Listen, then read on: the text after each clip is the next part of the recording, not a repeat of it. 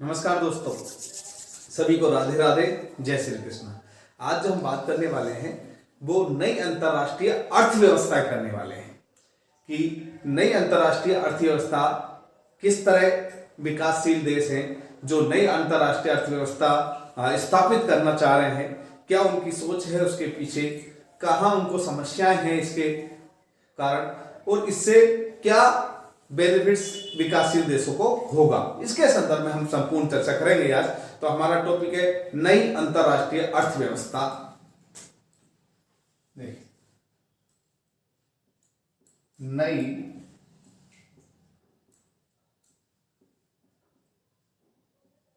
अंतर्राष्ट्रीय अर्थव्यवस्था।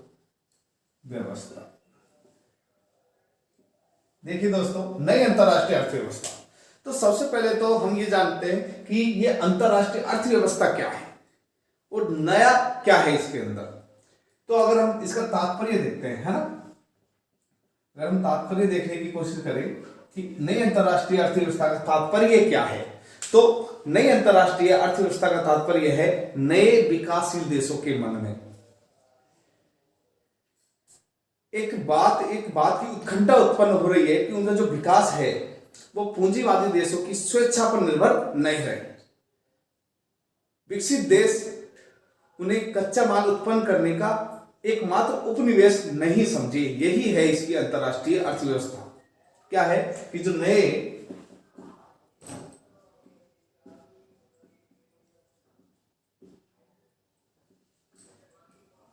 विकासशील देश, नए विकासशील देश है ना, इन देशों के मन में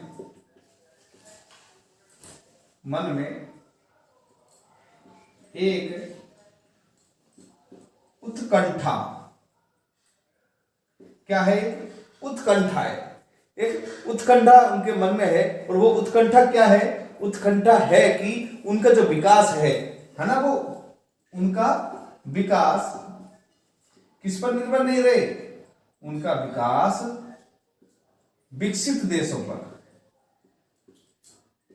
उनका जो विकास है जो विकसित या पूंजीवादी देश, हम कह सकते हैं पूंजीवादी, विकसित का मतलब पूंजीवादी देशों की स्वेच्छा पर निर्भर नहीं रहे,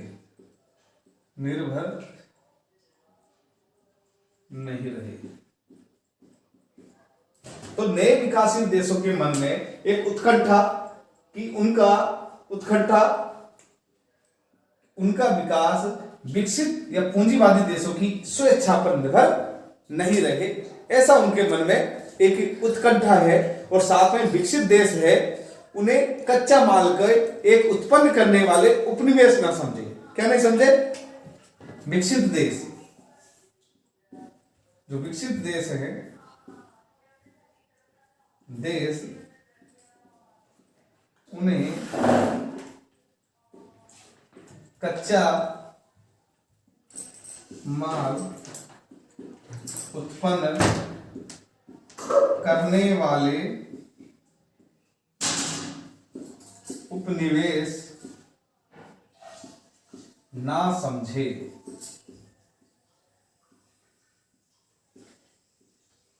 यह है नवीन अंतर्राष्ट्रीय अर्थव्यवस्था की एक तरीके से हम कह सकते हैं कि नवीन अंतर्राष्ट्रीय अर्थव्यवस्था का तात्पर्य है कि एक ऐसी अर्थव्यवस्था चाहते हैं विकासशील देश, एक इस तरह की अर्थव्यवस्था स्थापित करना चाहते हैं जिसमें जो ये विकासशील देश ये चाहते हैं, जो ये विकसित देश हैं, इनकी स्वेच्छा पर निर्भर नहीं रहे इनका विकास।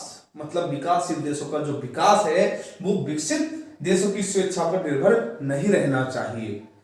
ये जो विकसित देश है, ये जो विकासशील देशों को मात्र क्या मानते हैं, कच्चा माल उत्पादन करने वाले मानते हैं, एक उपनिवेश मानते हैं। उनका जो ये भ्रम है ये टूट जाए कि हम उपनिवेश नहीं है। इस बात का ही तात्पर्य है नई अंतरराष्ट्रीय व्यवस्था। तो हम एक लाइन में कह सकते हैं नवीन अंतरराष्ट्रीय अर्थव्यवस्था का सीधा सीधा तात्पर्य एक उत्कंठा से है, विकासशील देशों के मन में एक उठी एक भावना से है, जो ये चाहते हैं कि हमारा विकास है वो विकसित देशों की स्वेच्छा पर निर्भर ना हो, वो हमें एक उपनिवेश ना समझे, एक मांग उत्पन्न करने वाला ना समझे। यही है नई अंतरराष्ट्रीय अर्थव्यवस्था। दोस्तों यहां तक क्लियर? यहां तक कोई समस्या आप लोगों को? नई अंतरराष्ट्रीय अर्थव्यवस्था, अगर आपसे छोटा प्रश्न पूछे कि नई अंतरराष्ट्रीय अर्थव्यवस्था का क्या तात्पर्य है, तो आप ये चीज लिख सकते हो। इसके अलावा विकासशील देश को नई आर्थिक व्यवस्था के निर्माण क्या है कि हमेशा क्या करती है, जो ये विकासशील देश है जो नई अंतरराष्ट्रीय व्यवस्था का निर्माण करना चाह रहे हैं, और उनके क्यों करना चाह रहे हैं कि उससे अगर हम नई ऐसी अंतरराष्ट्रीय अर्थव्यवस्था का विकास करें जो हमारे अनुकूल हो, किनके अनुकूल हो, विकासशील देशों के अनुकूल हो, तो वो उनके मन में इस बात की उत्कंठा है कि एक तो ये तो हो ही हो, साथ में एक ऐसी अंतरराष्ट्रीय व्यवस्था का निर्माण हो जाए जो उनके हितों के अनुकूल होने की संभावनाएं हो।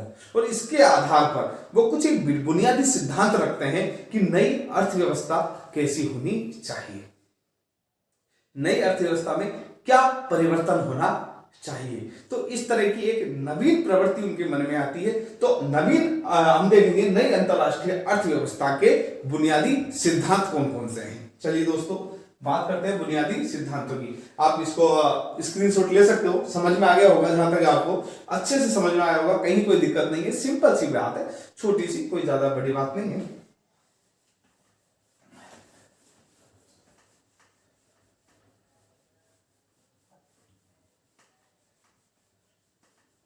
दूसरी बात करते हैं बुनियादी सिद्धांतों की बात करते हैं कि नई अंतरराष्ट्रीय अर्थव्यवस्था के बुनियादी सिद्धांत कौन कौन से हैं।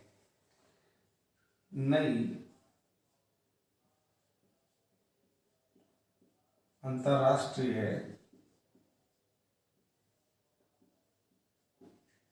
अर्थव्यवस्था के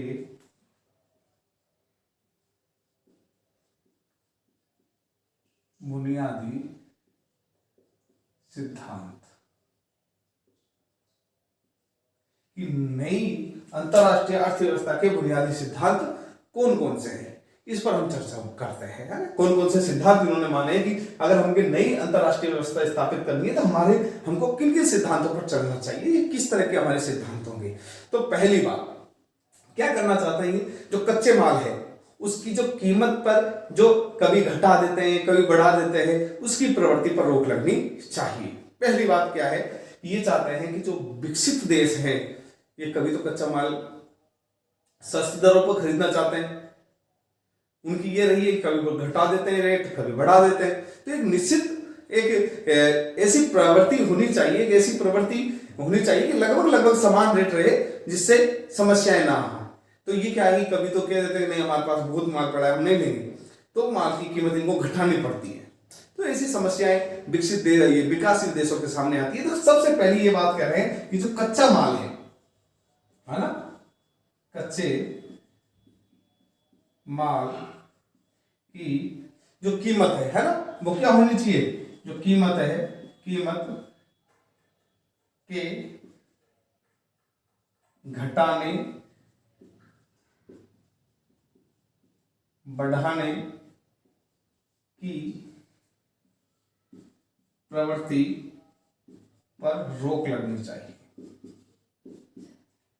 पहला सिद्धांत इन्होंने ये बनाया कि जो कच्चे माल है उनकी कीमत स्थिर रहनी चाहिए, लगभग स्थिर रहनी चाहिए, ऊपर नीचे थोड़ा बहुत होता है, लेकिन ये नहीं कि शोषण का जरिया बना लिया जाए विकासशील देशों को इसका।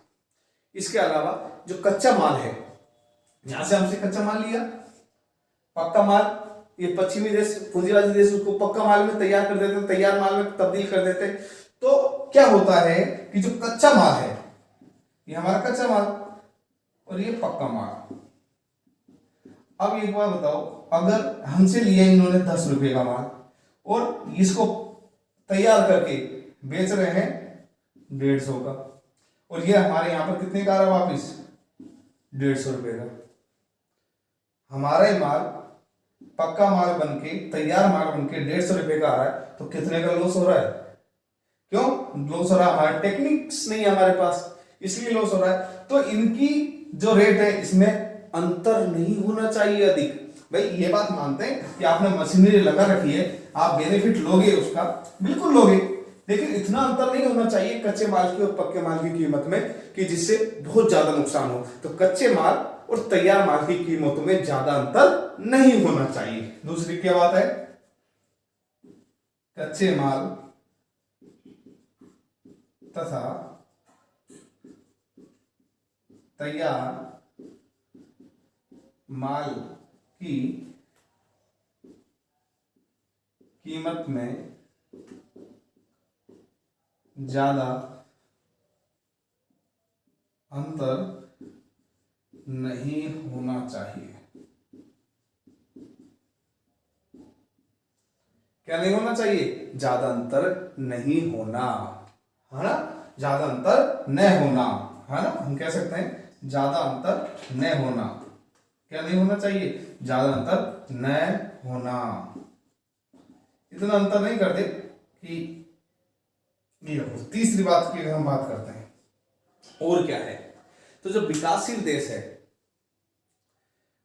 जो विकसित देश है, इनके मध्य में जो तकनीकी की खाई है, जिसके कारण ये समस्याएं आ रही है। भैया हमारा जो माल है वो 10 रुपए का खरीद के आप 150 रुपए में हमें देते हो, उसका कारण क्या है? केवल एक तकनीकी नहीं है हमारे पास। अगर वो तकनीकी हमारे पास होती तो हमें 10 का माल 150 में नहीं खरीदना पड़ता। सिंपल सा लॉजिक है। तो ये तकनीकी है ना, इसकी खाई को समाप्त करना चाहिए।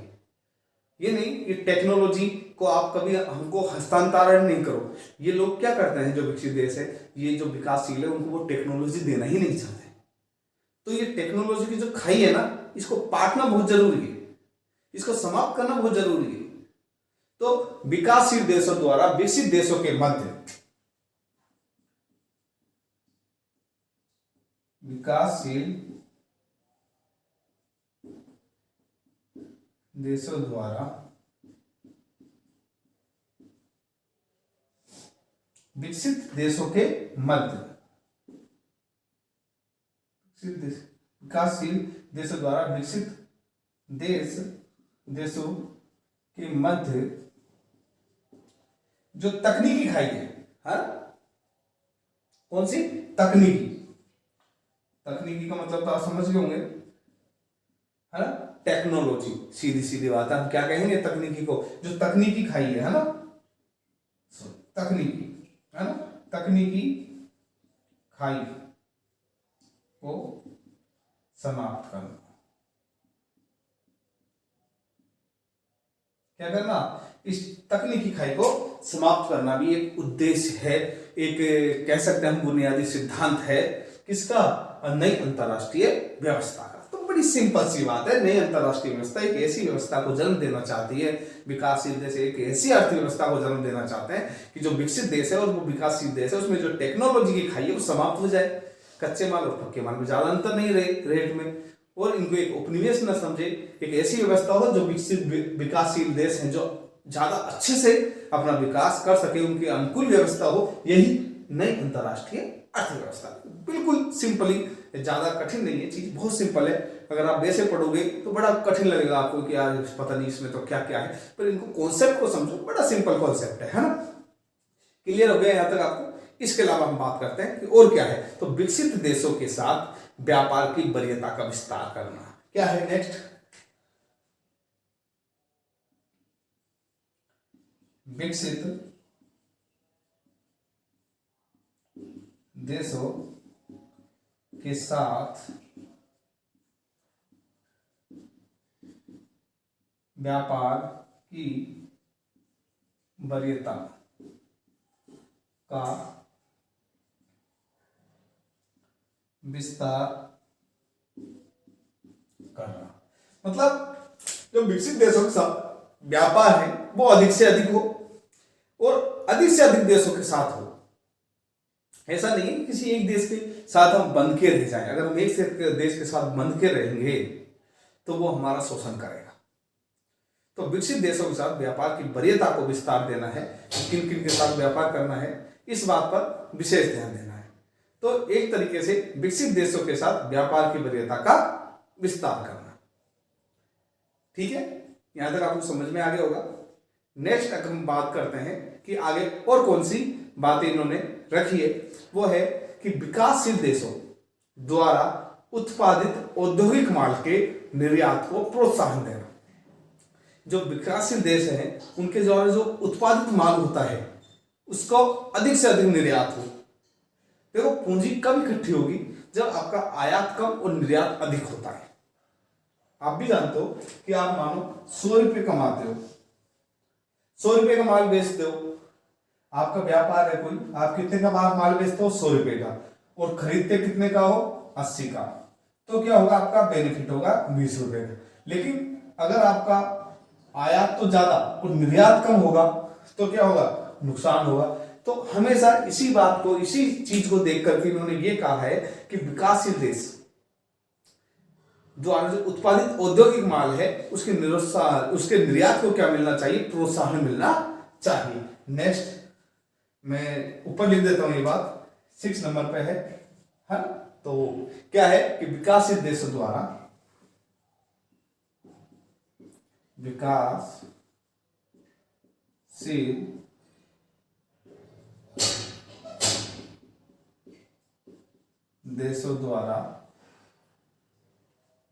देशों द्वारा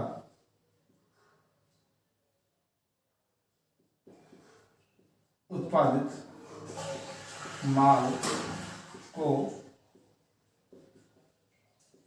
अधिक से अधिक निर्यात क्या होना चाहिए? अधिक से अधिक निर्यात होना चाहिए, अधिक से अधिक निर्यात को प्रोत्साहन मिलना चाहिए। तो सीधी सीधी बात है, विकासशील देशों द्वारा जो उत्पादित माल है उसको अधिक से अधिक निर्यात मिलना चाहिए, उसका अधिक से अधिक निर्यात होना चाहिए। ये दूसरी बात हमने देखी, बुनियादी सिद्धांतों की बात की हमने। नई अंतरराष्ट्रीय व्यवस्था के क्या है? ये बुनियादी सिद्धांत है। क्या है दोस्तों? बुनियादी सिद्धांत है। यहां तक आपको कहीं दिक्कत हो तो आप कमेंट्स बॉक्स में कमेंट्स देख के पूछ सकते हो कि सर ये मेरी बात समझ में नहीं है। हम बिल्कुल क्लियर करूंगा, नेक्स्ट वीडियो में कर दूंगा, या फिर आपको वहीं पर कमेंट्स बॉक्स में जवाब मिल जाएगा। तो यहां तक आपको बिल्कुल अच्छे से समझ में आ गया होगा, मैं इस बात का मेरे को विश्वास है जहां तक है। अब बात करते हैं कि ये उपयुक्त सभी मांगे क्या है? अनुकूल है नई अंतरराष्ट्रीय अर्थव्यवस्था के। उपयुक्त सभी मांगे नई अंतरराष्ट्रीय अर्थव्यवस्था के अनुकूल है।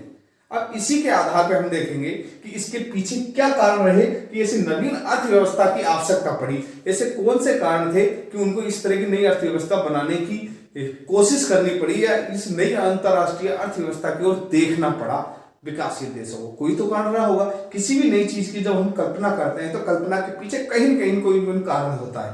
तो एक नई व्यवस्था के पीछे पुरानी व्यवस्था में कहीं न कहीं कोई कमियां होगी, तभी तो नई व्यवस्था की जरूरत पड़ी। तो हम वो पुरानी क्या क्या कमियां थी उनको देखेंगे। तो अब हम आगे देखेंगे कि जो पुरानी अर्थव्यवस्था थी, या फिर हम कह सकते हैं कि नवीन अंतरराष्ट्रीय अर्थव्यवस्था के उदय के कारण, सीधा सीधा हम कह सकते हैं। तो आगे चलते हैं, नए पॉइंटों पर बात करते हैं।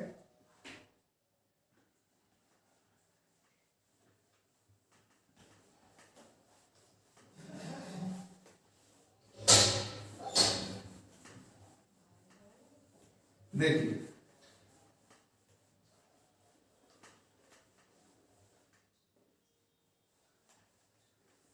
हम आगे बात करते हैं तो है कि नई अर्थव्यवस्था के उदय के कारण। नई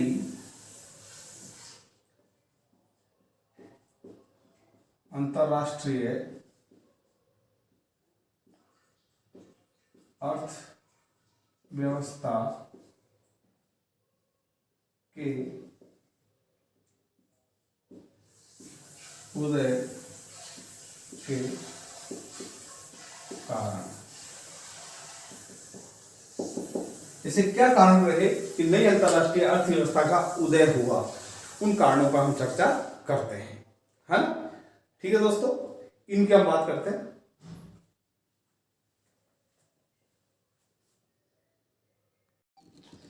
नमस्कार दोस्तों, सभी को राधे राधे, जय श्री कृष्ण। जैसा कि हम चल रहे थे नई अंतरराष्ट्रीय व्यवस्था देख रहे थे और हमारा टॉपिक चल रहा था नई अंतरराष्ट्रीय व्यवस्था के उदय के कारण। तो उदय के कारणों को हम देख रहे थे। तो उदय के कारणों में हम बात करेंगे कारण क्या था कि नई अंतरराष्ट्रीय अर्थव्यवस्था की आवश्यकता हुई। ऐसी कौन सी कमियां थी पुरानी अर्थव्यवस्था में जिसके कारण इसका उदय हुआ, उसकी ही हम बात करने वाले हैं। तो उसके कारण को अगर हम देखें तो वर्तमान विश्व में आर्थिक व्यवस्था के प्रति विकासशील देशों में एक तरीके से हम कह सकते हैं कि असंतुष्टता थी, संतुष्ट नहीं थे। तो हम पहला कारण इसमें हम कह सकते हैं उदय में सबसे पहली बात है कि वर्तमान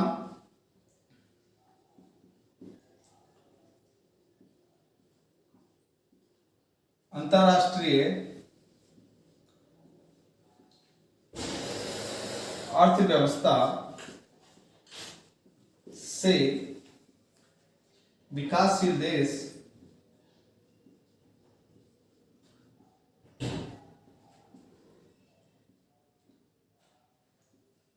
असंतुष्ट थे।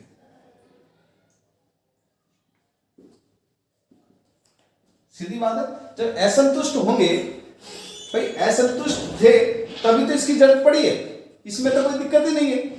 भाई हम किसी चीज से असंतुष्ट होंगे तब जाके हम उसके विरोध में बात करेंगे, संतुष्ट होंगे तो क्यों करेंगे भाई, है ना। तो मौजूदा जो अर्थव्यवस्था में है उसमें कहीं कहीं कोई कमियां थी।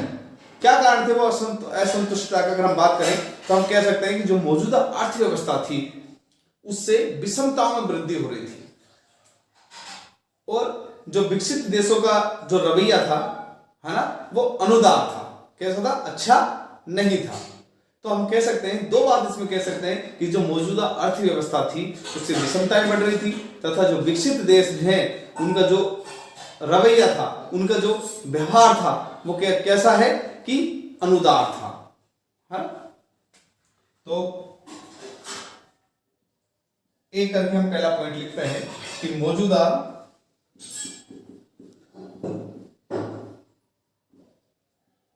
अर्थव्यवस्था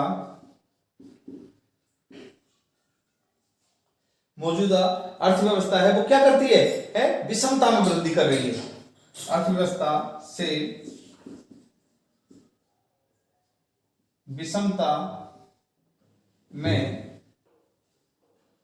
क्या हो रही थी? विषमता में वृद्धि हो रही थी। वृद्धि तथा जो विकासशील देश है, विकसित देश है, जो विकसित देशों का रवैया अनुदार, ये कारण रहा कि हमें नई अंतरराष्ट्रीय व्यवस्था की, नई अंतरराष्ट्रीय अर्थव्यवस्था की आवश्यकता महसूस हुई कि जो मौजूदा अर्थव्यवस्था थी ये विषमता को बढ़ा रही थी, खाई को और बढ़ा रही थी, अमीर गरीब की खाई को क्या कर रही थी? बढ़ा रही थी। जहां हम उसको पाटने की बात करते हैं, जहां हम विकसित देश और विकासशील की खाई को पाटने की बात करते हैं, वहां विषमताएं और बढ़ रही थी। तो विषमता में वृद्धि हो रही थी। तो जो मौजूदा अर्थव्यवस्था है वो विषमताओं में क्या कर रही थी? वृद्धि कर रही थी। एक बड़ा कारण है इसका।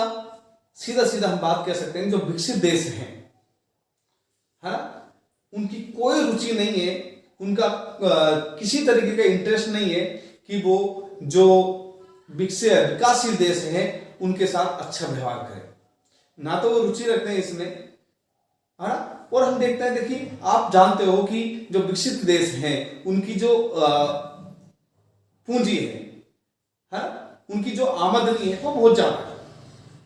अगर हम बात करते हैं विकसित देशों की, तो विकसित देशों की आमदनी, विकसित देशों की आमदनी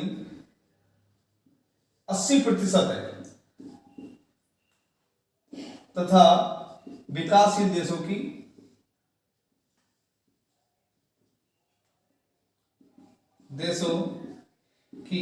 आमदनी मतलब इनकम मात्र 20%। देखिए अंतर, ये क्या हो रहा है? विषमता बढ़ रही है कि नहीं बढ़ रही? कि भाई विकसित देशों की आमदनी 80% है और जो विकासशील देश है उनकी आमदनी मात्र 20% है। चलो ये बात भी चलती थी, हम इस बात से भी कोई दिक्कत नहीं थी, लेकिन जनसंख्या के मुकाबले देखिए, इसी बात को अगर हम जनसंख्या के मुकाबले करें, है ना, तो जो विकसित देश है वहां मात्र 1/4 आबादी रहती है, 1/4, एक में से चौथा है हिस्सा, समझ रहे हो, मतलब 25% आबादी, मात्र 1/4, 25% आबादी को 80% आमदनी और 75% आबादी को 20% आमदनी। अब देखिए आप क्या बढ़ रही है, विषमता बढ़ रही है कि नहीं बढ़ रही। तो कहने का सीधा सीधा तात्पर्य दोस्तों ये है कि जो विकसित देश हैं वहां जो जनसंख्या के मुकाबले आमदनी बहुत अच्छी है। जनसंख्या उनकी है 1/4 आबादी है, मात्र कितनी है, 1/4, और आमदनी कितनी है, 80% है। तो हम कह सकते हैं विकसित देशों की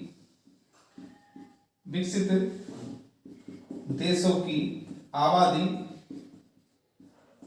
1/4, आमदनी 80%। ये एक बड़ा कारण रहा जिसने क्या किया, खाई को बढ़ाया है, विषमता को बढ़ाया है, विषमता को क्या कर दिया, बहुत ज्यादा बढ़ा दिया। और इसके बावजूद भी ऐसा नहीं है कि वहां रोजगार के अपूर्व साधन है, वहां भी लोग बेरोजगार हैं। अधिक पूंजी बाहुल उद्योग उन्होंने खोल रखे हैं। क्या खोल रखे हैं, देखिए आपको समझ में आएगा क्यों बेरोजगार है वहां, उस बात को आप समझने की कोशिश करना। और क्या कारण रहे, है ना, देखिए हम जो टॉपिक चल रहा था हमारे विषमता में वृद्धि को, है ना, हम विषमता में वृद्धि देख रहे थे, विषमता में वृद्धि एवं अनुदार रवैया दोस्तों, इसी पे बात कर रहे थे। हमने देखा कि अगर आमदनी की बात करें, आमदनी 80%, आबादी 1/4, ये विकसित देशों की हाल है। इसके बावजूद यहां पर बेरोजगारी भी है, बेरोजगारी है दोस्तों यहां पर, ऐसा नहीं है कि बेरोजगारी नहीं है, सभी को रोजगार है, ऐसा नहीं है। कारण क्या है, उसके पीछे क्या कारण है, उसके पीछे खुद ये कारण है, विकसित देश है, उसके पीछे कारण वहां रोजगार, क्योंकि अधिक पूंजी बहुल उद्योग होते हैं, जो अधिक पूंजी बहुल उद्योग होते हैं, अधिक पूंजी बहुल उद्योग, यहां पर बहुत सारी पूंजी लगा रखी है उद्योग धंधों में, बड़े बड़े उद्योग धंधे खोल रखे हैं। वहां अधिकतम काम किससे होता है, मशीनों से होता है दोस्तों। जब मशीनें काम करेगी तो आदमी काम कम करेंगे, जहां मशीनें ज्यादा काम करती है वहां आदमी की संख्या कम होती जाती है। आप देखिए एक जेसीबी जहां काम कर रही है वो काम 15 आदमी करते हैं, तो 15 आदमी का एक जेसीबी ने काम को अधिग्रहण कर लिया। इसी तरह वहां मशीनों की बहुल और अधिक पूंजी वाले बहुल उद्योग हैं, जिसके कारण क्या है, वहां पर रोजगार नहीं दे सकते वो, पर लेकिन पूंजी बहुत है, पैसा बहुत है, बेरोजगार भत्ता खूब देते हैं, कहीं कोई समस्या नहीं आती है, लेकिन फिर भी वो महंगाइयों को जन्म देते हैं। महंगाई क्यों आती है वहां पर, फिर भी वहां पर महंगाई है, उसका कारण क्या है, उसका कारण यह है कि इनका जो अधिकतर पैसा है वो हथियारों पर खर्च होता है। किस पर, हथियारों पर खर्च करते हैं ये लोग। विकसित देश है जो नवीन नवीन हथियारों पर, परमाणु पर, नई मशीनों के निर्माणों पर ये इतना पैसा खर्च कर रहे हैं हथियारों पर, इन पर, कि महंगाई को ये जन्म दे देते हैं। और इस महंगाई को से जो असंतुलन पैदा होता है, उस असंतुलन की पूर्ति विकासशील देशों के शोषण से करते हैं। किससे करते हैं, इस असंतुलन की पूर्ति को वो किससे करते हैं, विकासशील देशों के शोषण से पूर्ति करते हैं। दोस्तों यही तो बात हम कहना चाह रहा हूं मैं आपसे, कि जो इस तरह असंतुलन पैदा हुआ, उस असंतुलन की पूर्ति किससे करते हैं, वो विकासशील देशों के शोषण से करते हैं। क्या करते हैं वो, विकासशील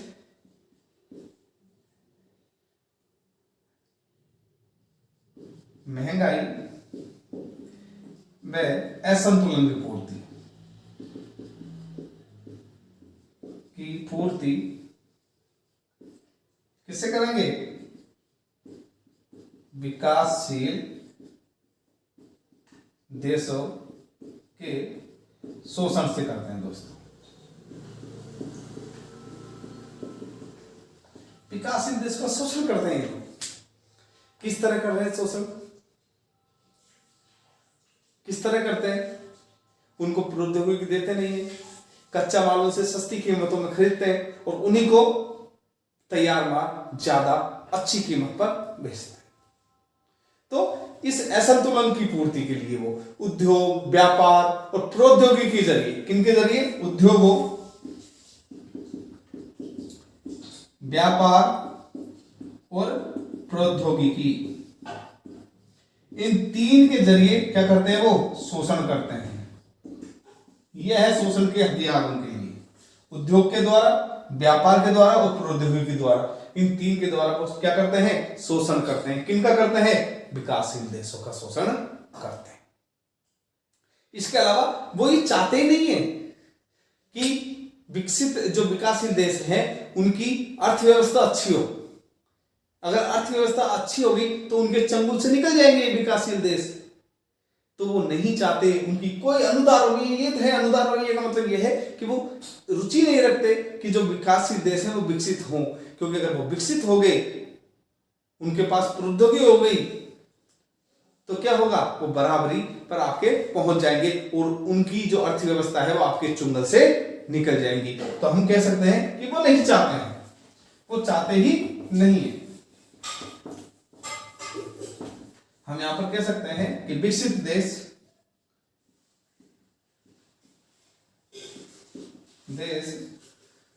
देशों की रुचि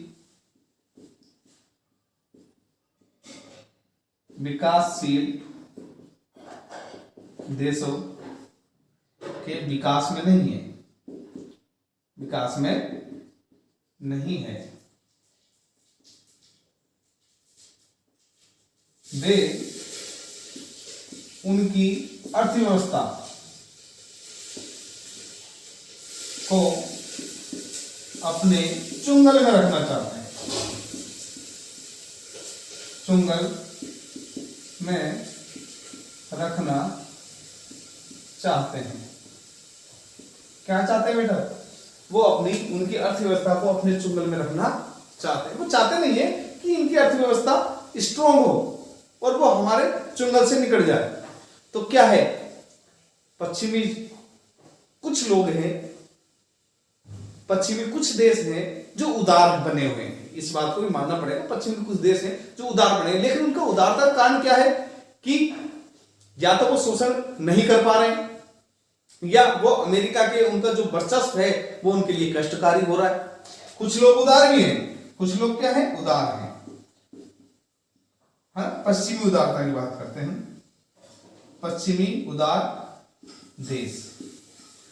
कुछ लोग पश्चिमी देश है वो उदार है, उसके पीछे कारण क्या है कि एक तो वो शोषण नहीं कर पा रहे, शोषण का हिस्सा है ना, वो शोषण का क्या नहीं बन पा रहे, में हिस्सेदारी कम है उनकी, है ना। हम कह सकते हैं हिस्सेदारी कम। और दूसरा, अमेरिका के वर्चस्व के कारण, कि वो अमेरिका के वर्चस्व नहीं, जो के कारण कष्ट अनुभव, उनको क्या हो रहा है, कष्ट अनुभव हो रहा है अमेरिका के वर्चस्व के कारण। ये कारण है कि वो अमेरिका के वर्चस्व के कारण कष्ट सहन कर रहे हैं, इसलिए वो चाह रहे हैं कि चलो अमेरिका का वर्चस्व कम हो, इसलिए विकासशील देशों की सहायता की जाए। तो कुछ पश्चिमी देश हैं वो उदार प्रवृत्ति भी अपनाए हुए हैं इस कारण से। पहला आपको अच्छे से समझ में आ गया पॉइंट। पहला पॉइंट क्या था, मौजूदा अर्थव्यवस्था से विषमता की वृद्धि होती है और विकासशील देशों का अनुदार रवैया। क्लियर हो गया। दूसरे पॉइंट की तरफ चलते हैं। देखिए दोस्तों,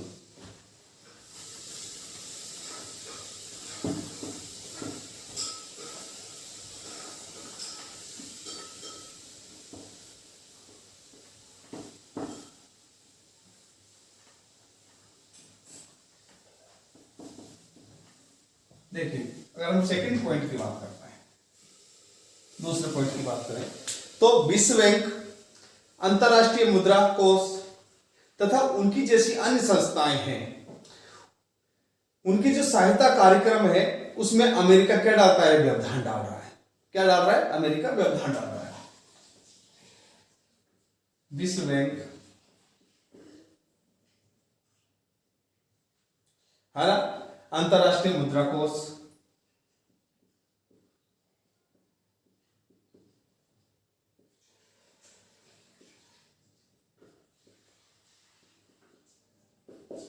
अंतरराष्ट्रीय मुद्रा कोष एवं अन्य संस्थाएं जो इस तरह का कार्य कर रही है, संस्थाओं जो देखिए विश्व बैंक, अंतरराष्ट्रीय मुद्रा कोष और अन्य संस्थाएं ये क्या देती है, लोन देती है ना। तो इनकी जो संस्थाएं हैं, इनके जो सहायता कार्यक्रम है, संस्थाओं के सहायता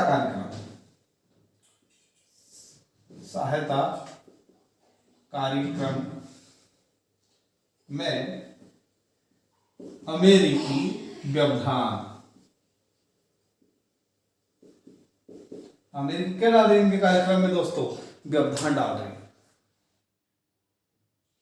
मुद्रा कोष हो, चाहे अंतरराष्ट्रीय मुद्रा कोष हो, चाहे विश्व बैंक हो, चाहे अन्य इनकी संस्था हो, है ना, उनकी संस्थाएं हो जो सहायता करती है, लोन दे करके, पैसा दे करके इन विकसित जो विकासशील देश है इनकी सहायता करने की एक सस्ता ऋण प्रोवाइड करती है ना। मुद्रा कोष है ना, ये तीनों क्या देती है, सस्ता ऋण,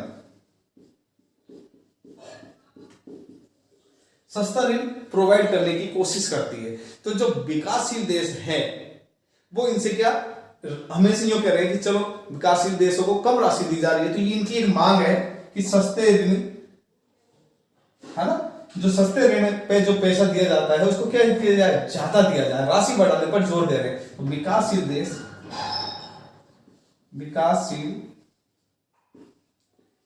देश सहायता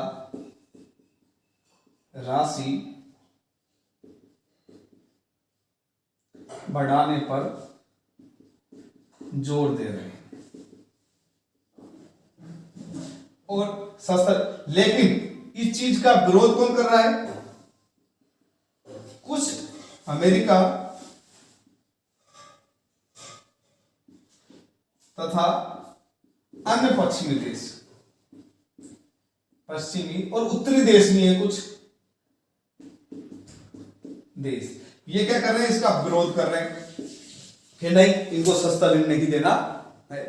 तो एक तरीके से देखिए कि जहां ये संस्थाएं विकासशील देशों की सहायता करना चाह रही है, सस्ता ऋण प्रोवाइड करना चाह रही है, अधिक राशि देना चाह रही है, अमेरिका इसका विरोध कर रहा है। अगर ये इनकी सस्ता ऋण ज्यादा दे दे, ज्यादा राशि में दे दे, तो पश्चिमी बैंक है ना वो बर्बाद हो जाएगी। ये क्या करते हैं, फिर जब यहां से ऋण नहीं मिलता विकासशील देशों को, तो ये विकासशील क्या करते हैं, इन पश्चिमी देशों के बैंकों से ऋण लेते हैं। किससे लेते हैं, पश्चिमी देशों के बैंकों से। कैसे, उच्च इंटरेस्ट पर, उच्च ब्याज पर, ऊंचे ब्याज पर ऋण लेते हैं। किनसे, पश्चिमी देशों से। अगर ये सस्ता देने लग जाए, ज्यादा राशि दे दे, तो पश्चिमी देशों का जो बैंकों का व्यापार है जो चल रहा है वो धीमा पड़ जाएगा। क्या पड़ जाएगा दोस्तों, धीमा पड़ जाएगा। क्या चाल चल रखी है इन लोगों ने कि इनको पैसा देने नहीं देते, जिससे बेचारा क्या करे, यहां से पैसा उठाना पड़ता है और यहां से जब पैसा लेता है तो बड़ा महंगा पड़ता है। लेकिन विकासशील देश मजबूर है बैंकों को ऊंची दरों पर पैसा लेने के लिए, और पश्चिमी देशों को इससे लाभ होता है और विकासशील देशों को दोहरा नुकसान होता है। दोस्तों दोहरा नुकसान कैसे होता है, देखिए जब पश्चिमी देशों से इन्होंने उच्च ब्याज पर ये पैसा लेते हैं तो ये बंध जाते हैं इसके, और इनको यहां से कच्चा माल प्रोवाइड करना पड़ता है। कच्चा माल के लिए ये इनके संरक्षण में आ जाता है। एक तरीके से संरक्षक की भूमिका निभाने लग जाते हैं ये लोग। इनको ही पैसा देते हैं, इनसे ही कच्चा माल लेते हैं। मनमाना व्यवहार करना शुरू कर देते हैं ये लोग उन देशों के साथ। तो बड़ी दयनीय स्थिति हो जाती है, एक बड़ी दिक्कत वाली चीज है। तो विश्व बैंक है, मुद्रा कोष है, उनके संविधान को लोकतांत्रिक बनाने की कोशिश की जा रही है कि उनका जो संविधान है वो लोकतांत्रिक हो, लेकिन अमेरिका उसका क्या कर रहा है, विरोध कर रहा है। अमेरिका उसका क्या कर रहा है, उसके इस तरह का बनाना ही नहीं दे रहा, उसका विरोध कर रहा है। तो हम यहां लिख सकते हैं इस बात पे, इस बात का हम जिक्र कर सकते हैं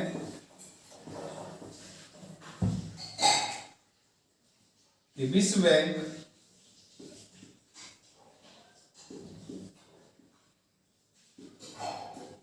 अंतरराष्ट्रीय मुद्रा कोष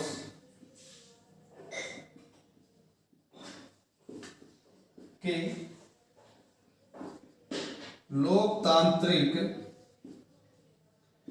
संविधान का विरोध पश्चिमी देश कर रहे हैं, पश्चिमी देश कर रहे हैं। लोकतांत्रिक का संविधान का क्या मतलब है? देखिए, लोकतांत्रिक संविधान का मतलब यह है कि इनके अंदर जो हिस्सेदारी है उसके आधार पर वोटिंग हो रही है दोस्तों। भारित मतदान है वहां पर, भारित मतदान, जिसकी जितनी हिस्सेदारी होगी उसका मत का मूल्य उतना ही होता है। तो अगर लोकतांत्रिक संविधान में स्थापित हो गया तो सभी देशों के मत का मूल्य क्या हो जाएगा, समान हो जाएगा। फिर तो उनकी जो ये समस्या है सस्ते ऋण की, ये हल हो जाएगी, क्योंकि अधिकतर लोग यही चाहेंगे, अधिकतर देश यही चाहेंगे कि उनको सस्ता ऋण प्रोवाइड होना चाहिए। लेकिन ये इसमें अड़ंगा लगा रहे हैं, ये लोकतांत्रिक संविधान को पालित नहीं होना देना चाह रहे। तो एक बड़ी चीज आपको समझ में आ रही होगी दोस्तों कि एक भारित मतदान होता है जिसके कारण अपनी दादागिरी अपनाए हुए हैं पश्चिम के देश। यहां तक आपको समझ में आया दोस्तों? कहीं कोई दिक्कत आपको बताइए, कुछ भी समझ में नहीं आ रहा हो तो बोलिए। आगे टॉपिक पर बात करते हैं, नए टॉपिक की ओर चलिए।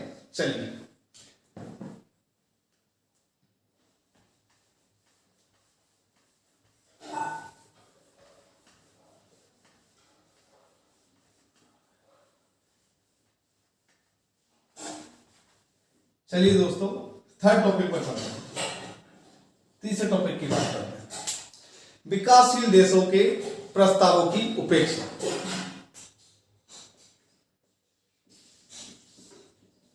विकासशील देशों के प्रस्तावों की उपेक्षा क्या हो रही है कि जो विकासशील देश है जो कुछ प्रस्ताव रखना चाह रहे हैं, वो प्रस्ताव क्या रख रहे हैं, वो विकसित देशों ने जो अंतरराष्ट्रीय अर्थव्यवस्था है, जो अंतरराष्ट्रीय आर्थिक व्यवस्था है, उसके अंतर्गत उनका जो रवैया है विकासशील देशों के प्रति, जो शोषण का रवैया है, उसको बदलने की कोशिश कर रहे हैं विकासशील देश। लेकिन उनकी इन बातों पर विचार नहीं किया जा रहा है, ध्यान नहीं दिया जा रहा, उनको विवश किया जा रहा है। उल्टा नवीन जो विश्व अंतरराष्ट्रीय अर्थव्यवस्था की स्थापना की जा रही है, उसका मेन उद्देश्य यही है कि जो विकासशील देश है उनके प्रस्तावों की उपेक्षा ना हो। तो क्या है कि इनके प्रस्तावों की उपेक्षा की जा रही है। विकासशील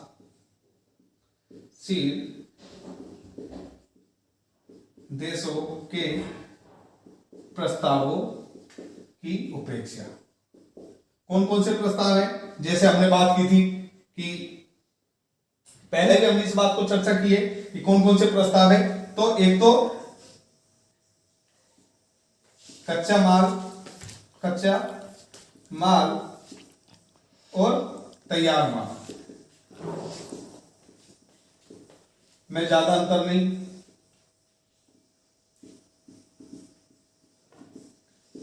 होना चाहिए। एक तो ये प्रस्ताव है।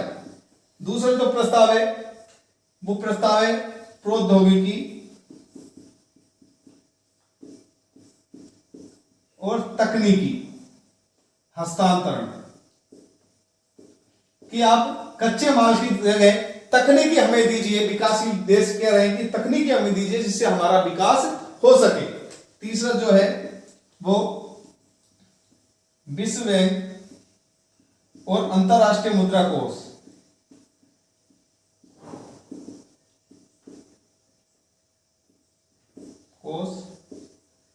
से सस्ता ऋण की अधिक राशि। तो इस तरह के इनके जो प्रस्ताव हैं, इन्होंने बहुत से प्रस्ताव रखे दोस्तों। तो विकसित देशों ने अंतरराष्ट्रीय अर्थव्यवस्था के अंतर्गत अपने रवैये से, अपनी उनकी जो रवैया है विकसित देशों का, उनसे बड़े दुखी हैं और विकासशील देश को अपने आप को शोषण से बचाने के लिए उन्होंने कुछ प्रस्ताव रखे, लेकिन इन प्रस्तावों की क्या की जा रही है? उपेक्षा की जा रही है दोस्तों। इन प्रस्तावों पर ध्यान नहीं दिया जा रहा। तो एक बड़ा कारण यह हुआ कि अंतरराष्ट्रीय नवीन अर्थव्यवस्था की आवश्यकता पड़ी, जिससे क्या हो, इनका खुद का विकास हो सके। विकासशील देश जो चुंगल में फंसे हुए, शोषण के चुंगल में फंसे हुए, इससे बाहर निकल सके। तो इसके लिए बड़ी जरूरत है कुछ चेंज करने की, नवीन अंतरराष्ट्रीय अर्थव्यवस्था बनाने की। तो एक बड़ा कारण है नवीन अंतरराष्ट्रीय अर्थव्यवस्था में विकासशील देशों के प्रस्ताव की उपेक्षा। ठीक है दोस्तों, तो आज के लिए इतना ही। कल हम फिर बात करते हैं नए टॉपिक के साथ। इसी टॉपिक को आगे लेकर के चलेंगे। सभी को राधे राधे, जय श्री कृष्ण।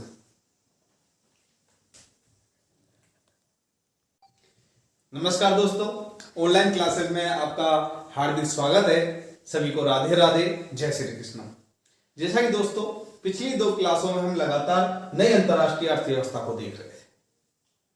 नई अंतरराष्ट्रीय अर्थव्यवस्था की आवश्यकता विकासशील देशों को पड़ी। उसके नई अंतरराष्ट्रीय अर्थव्यवस्था किसे कहते हैं, एक छोटा सा एक बार हम पुनः उसको रिवाइज कर लेते हैं। तो नई अंतरराष्ट्रीय अर्थव्यवस्था का सीधा सीधा तात्पर्य विकासशील देशों के मन में उठी हुई उत्कंठा है। वह उत्कंठा क्या है कि जो विकसित देश हैं वो उनका क्या कर रहे हैं? शोषण कर रहे हैं। विकसित देश उनका क्या कर रहे हैं? शोषण कर रहे हैं। उस शोषण से निकलने की उत्कंठा है। एक तरीके से विकसित देश है, उन्हें एक कच्चा माल उत्पादन करने के उपनिवेश समझ रहे हैं, तो उस चीज से निकलने की उत्कंठा है। तो जो विकसित देशों के द्वारा जो लगातार शोषण किया जा रहा है उनका, है ना, उसकी बात हम कर रहे हैं। तो नए विकासशील देशों के मन में एक उत्कंठा है कि जो हमारा जो शोषण हो रहा है वो नहीं होना चाहिए, और उसी के लिए नई अंतरराष्ट्रीय अर्थव्यवस्था का जन्म होता है। एक तरीके से उनके मन में इस तरह के विचार आते हैं। तो 2 तरीके के विचार आए। एक तो जो विकासशील देश हैं, शील देश, उनका विकास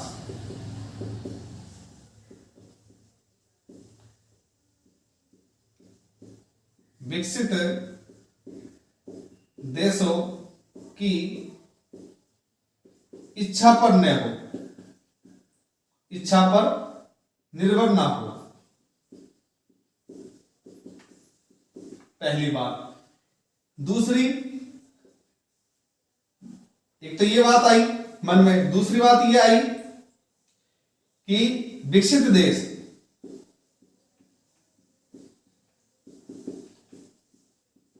विकासशील देशों को, विकसित देश विकासशील देशों को उपनिवेश ना समझे, उपनिवेश ना समझे।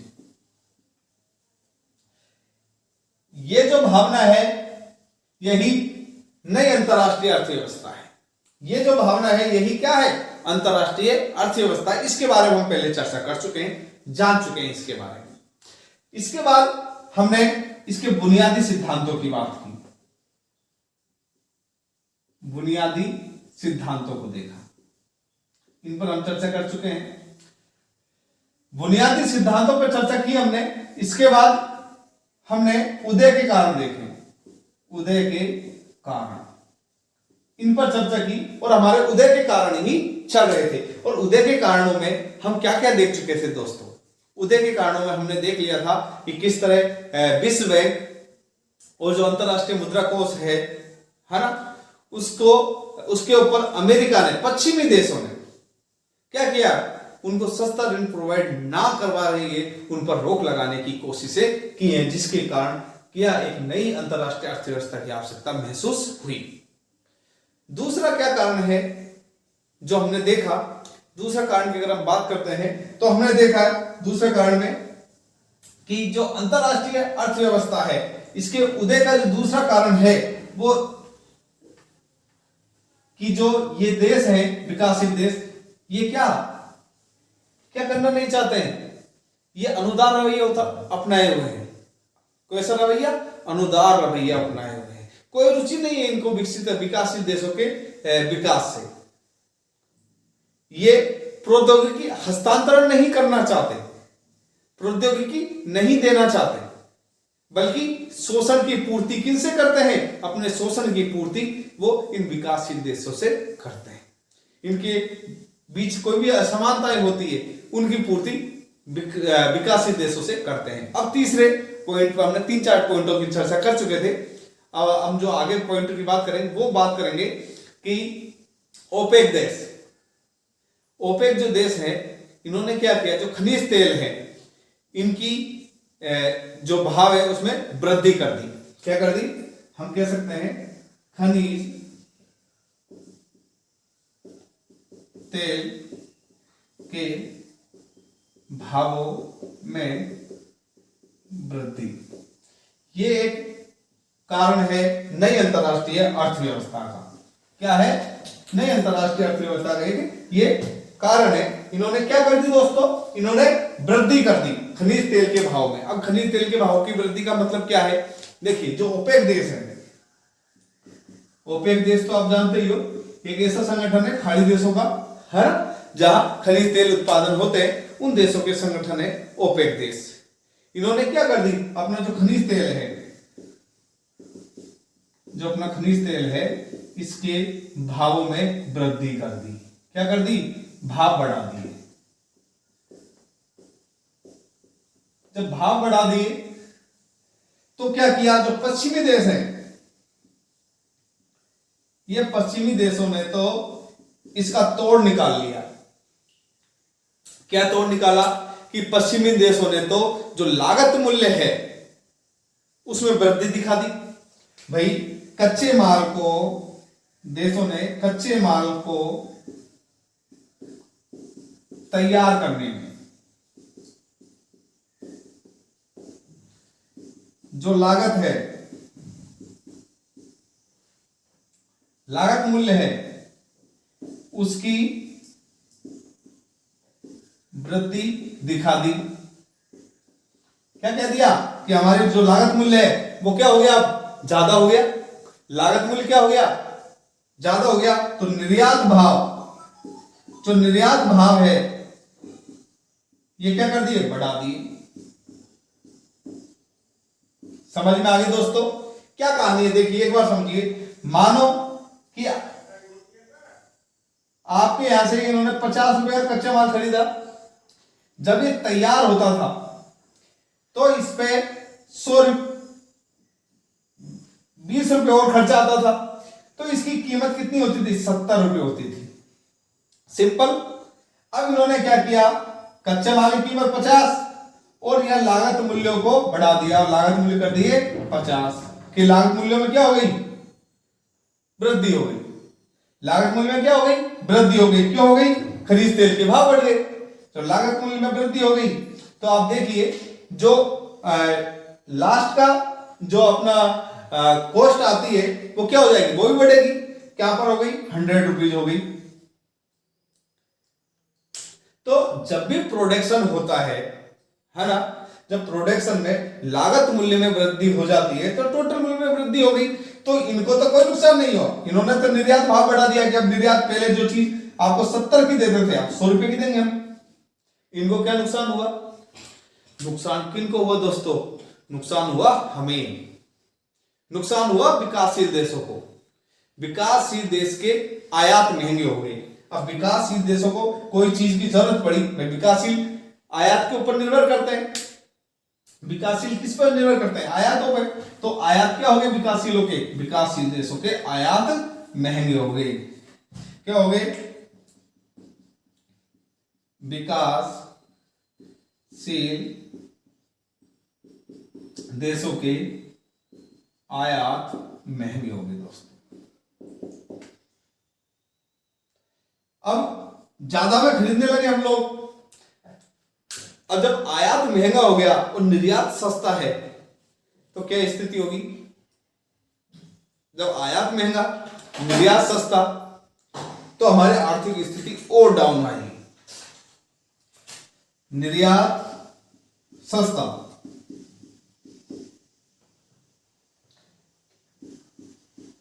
सस्ता और आयात महंगा, जब ये स्थिति आती है तो अर्थव्यवस्था गिर जाती है। आर्थिक स्थिति डाउन हो जाती है। होती है कि नहीं होती? तो तेल निर्यात की, और इसके अलावा यही नहीं, जब इन तेल निर्यात से कमाया इन लोगों ने, ओपेक देशों ने बहुत सारा पैसा कमाया, ठीक है, ये ओपेक देश क्या कर रहे हैं? कमाई कर रहे हैं। अब ओपेक देश क्या हो गए? पैसे वाले हो गए। हम जानते हैं अच्छे से कि आजकल इनके पास, खाड़ी देशों के पास खूब पैसा है। चाहे हम कुवैत की बात करें, चाहे अन्य की बात करें, अरब की बात करें, सऊदी अरब की बात करें, जहां जहां इनके पास है, इनके पास खूब पैसा है। कारण क्या है? इनके पास तेल है। तो ओपेक देश क्या हो गए? ओपेक देश धनी हो गए। ये तो धनी हो गए।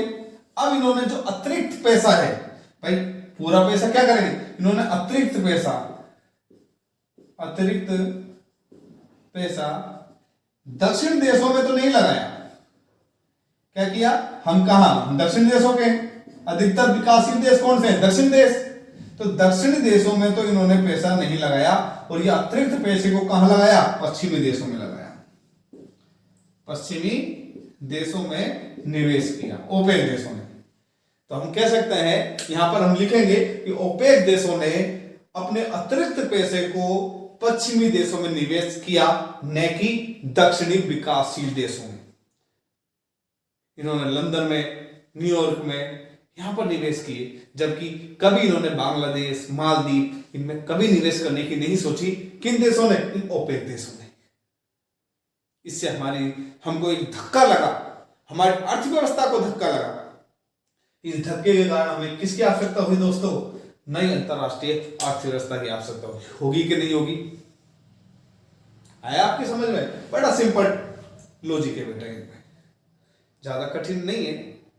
जो मैंने, अगर आपको समझने में दिक्कत आती है, एक बार रिवाइज करके दोबारा मेरी बातों को सुनना, आपको इजीली समझ में आ जाएगा। इसमें लिखना क्या है वो आप अपने आप लिखोगे। नोट्स क्या, आपके दिमाग में अगर कॉन्सेप्ट क्लियर हो गया, आप इतनी सारी चीजें लिख दोगे कि आपको समझ में कहीं कोई दिक्कत नहीं आएगी। कॉन्सेप्ट की बात है ना? कॉन्सेप्ट को समझो दोस्तों। तो अब देखते हैं हम नियो का महत्व। अगर नियो का मतलब है नई अंतरराष्ट्रीय अर्थव्यवस्था के महत्व की चर्चा करते हैं, ठीक है।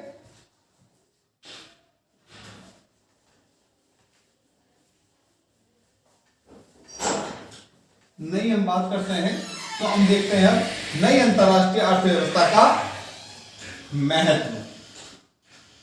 क्या देखेंगे दोस्तों?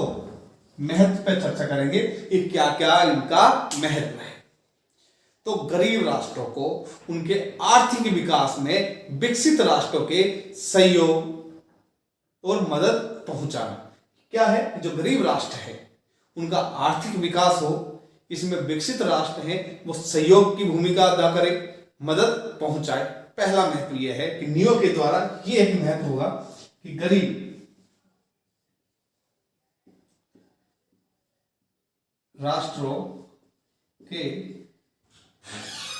विकास के लिए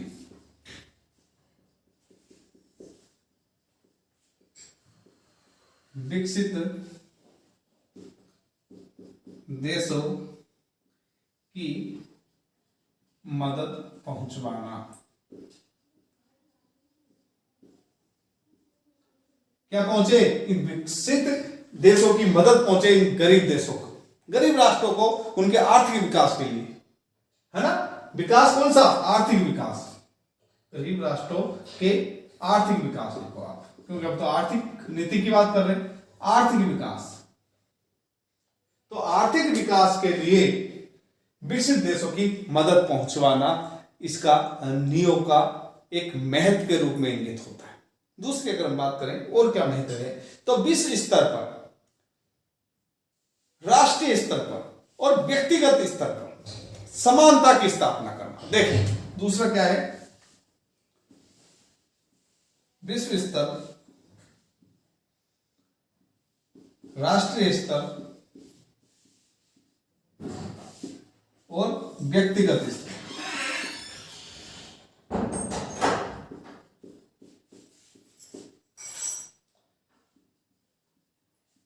समानता की स्थापना करना। दोस्तों विश्व स्तर पर अर्थात संपूर्ण विश्व में, राष्ट्रीय स्तर पर, देश में और व्यक्तिगत स्तर पर, मतलब व्यक्तियों में जो असमानता की भावना है उसको मिटाकर समानता की स्थापना करना नई अंतरराष्ट्रीय अर्थव्यवस्था की एक महत्व के रूप में इंगित कर सकते हैं हम कि एक महत्व, इसका ये महत्व है, ये चीज करना चाह रहा है। जो हमने पहले बात की थी कि असमानता की खाई बढ़ती जा रही है, जो पश्चिमी देश हैं और जो दक्षिणी देश हैं, उत्तरी देश हैं और दक्षिणी देश हैं, उनके मध्य जो असमानता की, गरीबी और अमीरी की जो खाई बढ़ रही है, आर्थिक रूप से विभिन्नताएं यहां आ रही है, उसको समाप्त करना, आर्थिक रूप से इस खाई को पाटना ही इसका एक उद्देश्य है, एक महत्व है। तो विश्व स्तर पर तो यह होना ही चाहिए, राष्ट्रीय स्तर पर भी इसकी आवश्यकता है और राष्ट्रीय स्तर पर क्या व्यक्तिगत स्तर पर भी समानता स्थापित करने का उद्देश्य रखती है नई अंतरराष्ट्रीय अर्थव्यवस्था। क्लियर दोस्तों, यहां तक कोई समस्या? आगे बात करते हैं। विकसित राष्ट्रों द्वारा विकासशील राष्ट्रों को प्रौद्योगिकी, है ना, और औद्योगिकी सहयोग मिलना चाहिए, है ना। प्रौद्योगिकी, औद्योगिकी, मौद्रिक सहयोग की अपेक्षा है, हस्तांतरण होना चाहिए, ये इसका उद्देश्य है। बात करते हैं, देखिए किस तरह। तीसरे पॉइंट की बात करें, इसी में लिख देता हूं, विकसित राष्ट्रों द्वारा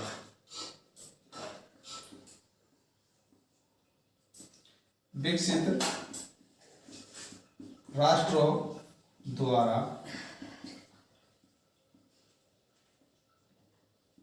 विकासशील राष्ट्रों को, विकसित राष्ट्रों द्वारा विकासशील राष्ट्रों को प्रौद्योगिकी और मौद्रिक, मौद्रिक का मतलब तो आप समझ गए होंगे, मुद्रा से है ना। मौद्रिक का मतलब किससे है? मुद्रा से। तो प्रौद्योगिकी और मौद्रिक ये क्या है?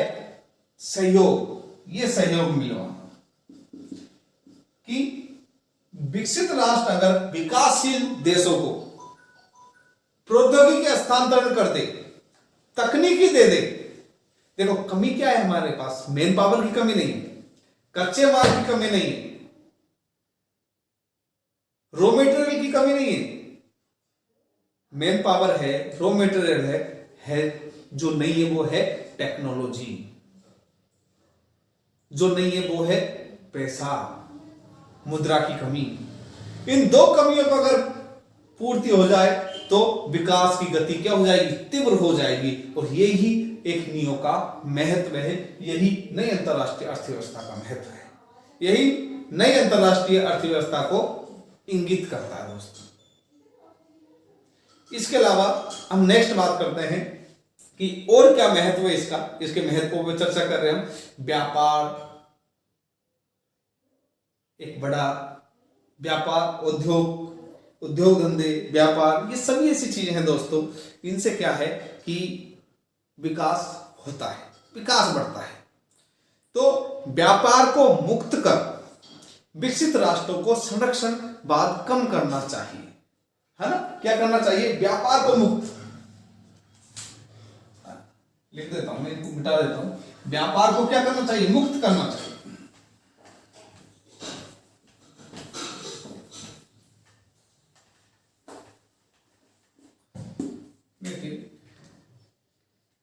व्यापार को मुक्त, व्यापार को मुक्त, है ना, व्यापार को मुक्त कर संरक्षणवाद, जो संरक्षणवाद की विचारधाराएं चलती आ रही है ना, इसको क्या करना चाहिए, कम करना चाहिए, कम करना चाहिए। ये एक मेन उद्देश्य है। अगर हम बात करते हैं इसकी, कौन कौन से, व्यापार को मुक्त कर संरक्षणवाद को कम करना।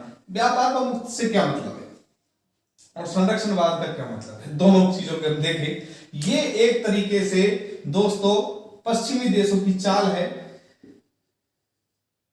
जो संरक्षण प्रदान के नाम पर व्यापार को अपने अंडर में ले लेते हैं, कच्चे माल को अपने अंडर में लेके बैठे हुए हैं, औद्योगिक प्रौद्योगिकी ट्रांसफर नहीं कर रहे हैं, है ना, और संरक्षणवाद के आधार पर उनको पैसा तो दे रहे हैं, लेकिन क्या दे रहे हैं, बहुत उच्च रेट ऑफ इंटरेस्ट पर पैसा दे रहे हैं, और उनके व्यापार पर क्या कर लिया, अपना एक अधिकार स्थापित कर रहे हैं।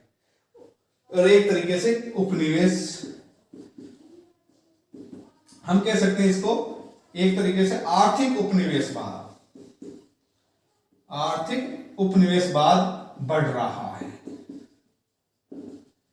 पैसों के दम पर आर्थिक उपनिवेशवाद बढ़ रहा है और उनके कच्चे माल पर अपना पूरा का पूरा मोनोपोली बनाने की कोशिश की जा रही है। ये ऐसा तरीका है दोस्तों जिसके द्वारा हाथ काटे जा रहे हैं विकासशील देशों के। तो इस चीज को क्या किया जाए, कम करना, इस चीज को कम करना ही क्या है, नई अंतरराष्ट्रीय अर्थव्यवस्था की जरूरत है, महत्व है। तो आज के लिए इतना ही दोस्तों, कल हम बात करेंगे नए टॉपिक को लेकर के कि इन सब की हम विशेषताओं की चर्चा करेंगे, आगे इनमें किस तरह सॉल्यूशन किया जाएगा उसके ऊपर हम चर्चा करेंगे। सभी को राधे राधे, जय श्री कृष्ण।